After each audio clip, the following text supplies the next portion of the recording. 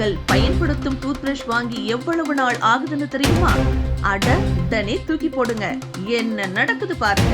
அனைவரும் அன்றாடம் எழுந்ததும் காலை பல் துலக்குவது மிக முக்கியமான வழக்கம். ஆனால் தமிழகத்தில் 150% பேர் காலை மட்டுமே பல் துலக்குகிறார்கள் என்று ஆராய்ச்சியாளர்கள் கூறுகிறார்கள். அது தவறு. இரவிலும் பல் துலக்க வேண்டும். உங்கள் பிரஷ் எத்தனை மாதத்திற்கு ஒரு முறை நீங்கள் மாற்றுகிறீர்கள்? உங்கள் டூத் பிரஷ் தேய்ந்தாலும் தேயாவிட்டாலும் குறிப்பாக இத்தனை மாதங்களுக்கு பிறகு மாற்றியாக வேண்டும். இல்லை என்றால் உங்கள் பற்களில் இருக்கும் கழிவுகள் வேண்டுமானால் போகலாம், ஆனால் வாயில் உள்ள கிருமிகள் போகுமா என்று கேட்டால் போகாது. உங்களில் எத்தனை பேருக்கு தெரியும் நீங்கள் டூத் பிரஷ் எந்த மாதம் எந்த தேதியில் வாங்கினீர்கள் என்று? அப்படி தெரியவில்லை என்றால் இன்று தெரிந்து கொள்ளுங்கள்.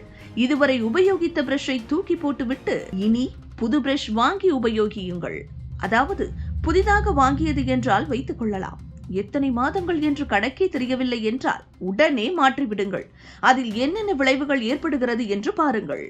நமது வாய்தான் உணவுகளை வயிற்றில் கொண்டு போய் சேர்க்கும் ஆதலால் நமது வாயில் கிருமிகள் எப்பொழுதும் இருந்து கொண்டே இருக்கும். எனவே அதனை பாதுகாப்பாக நாம் வைத்துக் கொள்ள வேண்டியது நமது கடமை. பொதுவாக ஒரு டூத் பிரஷை 3 மாதங்களுக்கு மேல் பயன்படுத்த வேண்டாம் என மருத்துவர்கள் பரிந்துரைக்கின்றனர். பற்களில் சேரும் கிருமி உணவு துகள்களை அகற்றும் பணியில் பிரஷ் ஈடுபடுகிறது. ஆனால் ஒரு பிரஷிற்கு 3 மாதத்திற்கு மட்டுமே உபயோகிக்க வேண்டுமா? அதனால் 2 முதல் 3 மாதங்களுக்கு மட்டுமே டூத் பிரஷை பயன்படுத்த வேண்டும் என்கின்றனர் மருத்துவர்கள்.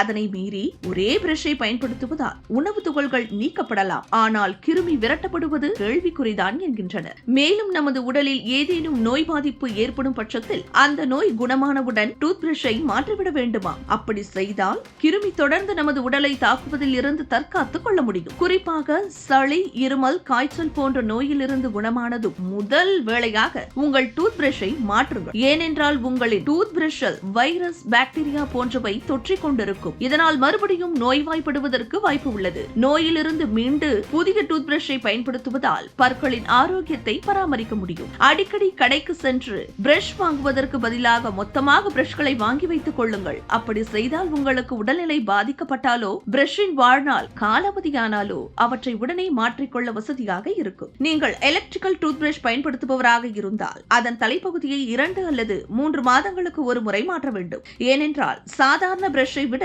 எலக்ட்ரிக் டூத் பிரஷ்கள் வேகமாக சுழல்வதாலும் அசைவதாலும் சீக்கிரமாக பீந்து போக வாய்ப்பு உள்ளது. பற்களில் அறுவை சிகிச்சையோ அல்லது ஈறுகளில் ஏற்படும் நோய்களுக்கு சிகிச்சை எடுத்திருந்தாலோ குணமான பகுதியில் மீண்டும் பாக்டீரியா தொற்று ஏற்படாமல் இருக்க பழைய டூத் பிரஷை மாற்றிவிட்டு புது டூத் பிரஷை பயன்படுத்துங்கள்.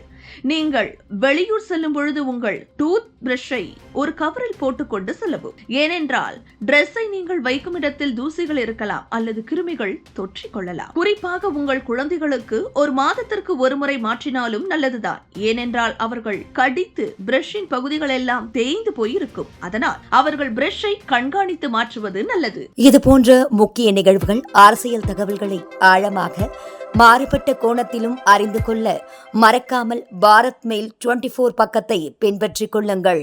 உங்கள் ஒவ்வொரு ஆதரவும் இது போன்ற பல நிகழ்வுகளின் பின்னணியை அறிய உதவும்.